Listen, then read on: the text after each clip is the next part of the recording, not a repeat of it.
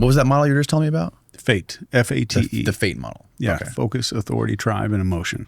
Okay. And that will dictate whether or not you're successful. And I mean, we have AI coming up.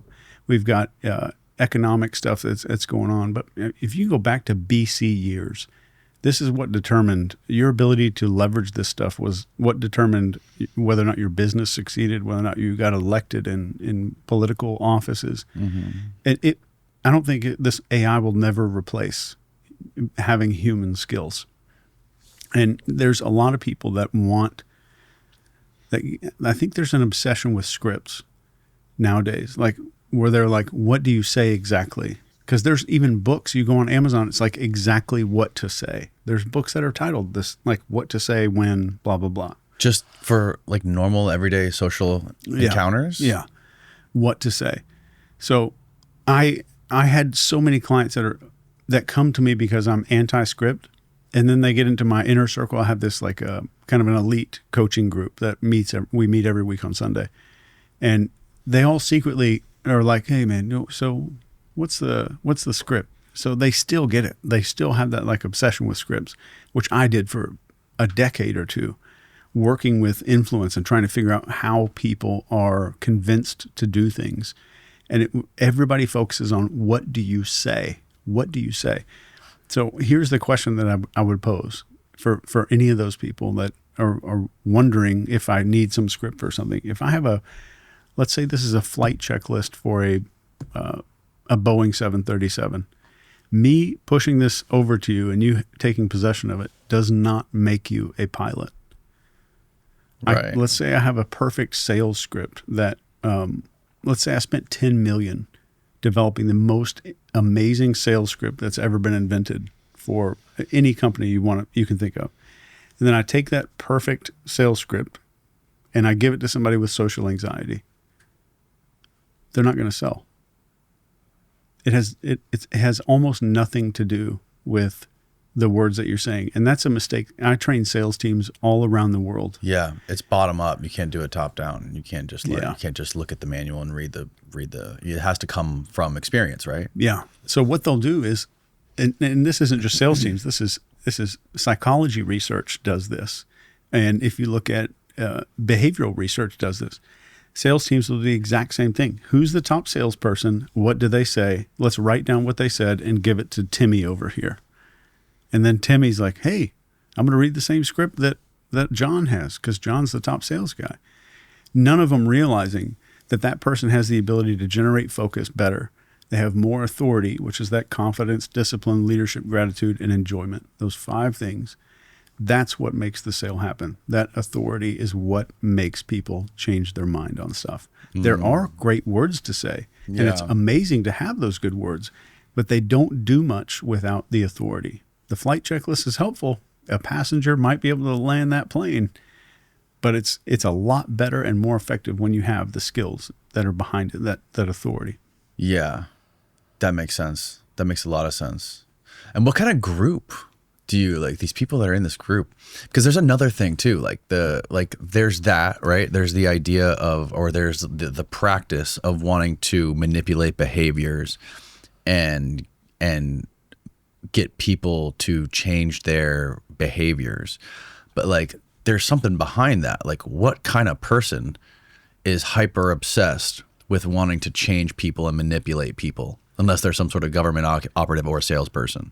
I think it's people that own businesses that want to be better leaders. And just learning all of these techniques makes you a better leader in general, especially if you have empathy and you're like a decent human being. Is that a foundational trait of human beings? What's that? To be leaders? To want to be leaders? Is that like a primal instinct? Like on this like, if you go deep into the brain, is that like one of the foundational drives of human beings, do you think? It's one of them. To be followed and be revered? For some people. I think we have, there's a few different needs that we strive for in life. We have significance, which is people that strive to be significant. We have the approval people that my whole life I'm striving for some kind of recognition or approval. We have acceptance people. These are people that thrive on tribe. I need to be belonging and part of something. Mm-hmm. Then we have the intelligence people. I need to be seen as smart. We have the power people. I need to be seen as strong or powerful. You'll see a lot of this posturing kind of behavior like that. So you'll see power people and significance people both rise up into leadership positions for very different reasons. One for legacy and one for self-gratification. And finally, we have a pity. So those are the 6 basic, and they're basic, but 6 basic things that we need to feel from other people. I can't feel significant unless other people confirm it. I can't feel intelligent unless other people confirm it. So those are the 6 needs we need from other people. And when it comes to that, like when you see significance-driven people, that's mostly what's in my mastermind. I've got politicians in there. I've got psychotherapists and psychiatrists in there. There's people that are psychiatrists coming to learn these skills to talk people out of suicide or self-harm or get somebody to kind of walk their way out of an eating disorder. There's a lot of different people in there. Then again, there's some people in there that are just, I've got a guy in there that is I don't remember what he's some kind of stage performer. He does some kind of magic or something like that on stage and wants to know how to like manipulate the crowd better to make the show better. Right. So I think when people say manipulation, it's like saying a scalpel is bad. It's only bad if I stab you with it. Like I can also save your life with a scalpel. Right. So what we do with it, the same techniques that a cult recruiter uses to talk somebody into joining a cult are, and I've studied these, are the same techniques that a hostage negotiator uses to talk somebody off of a ledge or a suicide crisis hotline operator uses. Interesting. So I need to capture this focus, get the authority in there, and just walk this person back into reality. Yes. That's why I've had a lot of former Scientologists on this podcast, being that we live in the literally world capital of Scientology. The like flag building of Scientology is less than 5 miles away from here in Clearwater. And one of the main hooks to get people into Scientology, which I think is a super beneficial learning lesson and has value for people, is that Dianetics book, which teaches people, I don't know if you're familiar with it, but there's this book that L. Ron Hubbard wrote. You read it? Yeah. It's great. It seems like a great way to get rid of all the negative influences in your life and become a better version of yourself, right? Yeah. But then once you get beyond that, that's usually when the sinister, manipulative things come into play. That's how you hook them into the cult, by dangling that carrot or that shiny fruit up front. And then you figure out how to capitalize on somebody after that, once you get them in the door, so to speak. Yeah, I think a lot of cults work that way, where like, here's some beneficial stuff that can change your life, and you get into that and you're like, well, I'm starting to see some benefits. And that's why there's so many successful people in Scientology, is because of that. I mean, that's a super way, that's a great way to like optimize your life, or if you have a business to like. Scientology published a series of books back in maybe the 70s called Success Through Communication. And they're little blue books. You can find them on eBay, but they're fabulous. They have great techniques in there. But I guess I don't know much about Scientology, just to put that out there. But I guess there's some point where you get all this confidence, like you get more confident in your life. You're starting to like, I'm more in charge of the world around me. You kind of get that feeling. Right. And then they're like, okay, we're going to walk through this door, and now it's time to talk about aliens. Right. Like Xenu, the galactic overlord. Yeah. Right. So I never got that. And I think there's so many techniques in Scientology that were copied by the CIA on paper. L. Ron Hubbard invented this thing called the Alice in Wonderland technique. We need to bring this up on the screen. Find it, Steve-O. I haven't heard of this one. Did you know about the story about how David Miscavige, he's the new leader of Scientology, he's literally had thousands of his members file civil lawsuits against the IRS, and that's how they achieved their status as a actual religion to get tax exemption. Yeah. The IRS just couldn't handle all the lawsuits. They overwhelmed them. Yeah.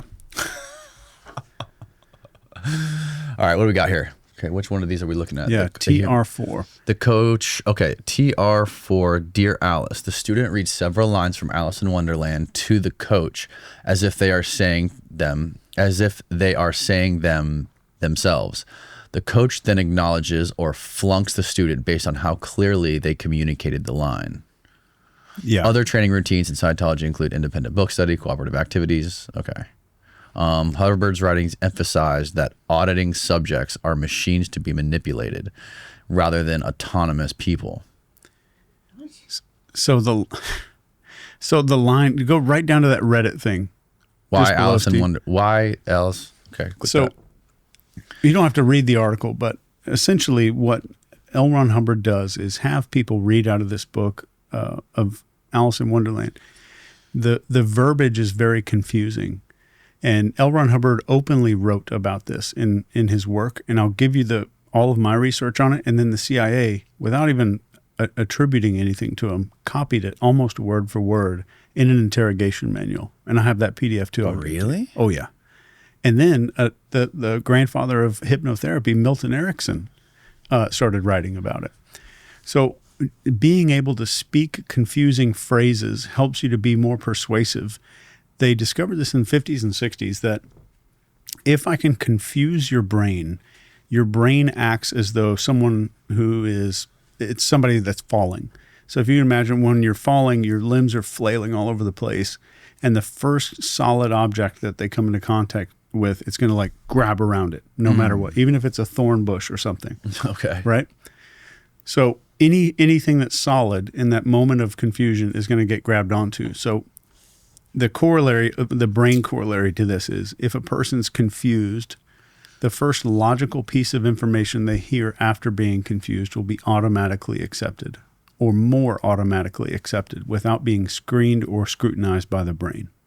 This makes sense? Yeah. So how, like practically, how would this be used?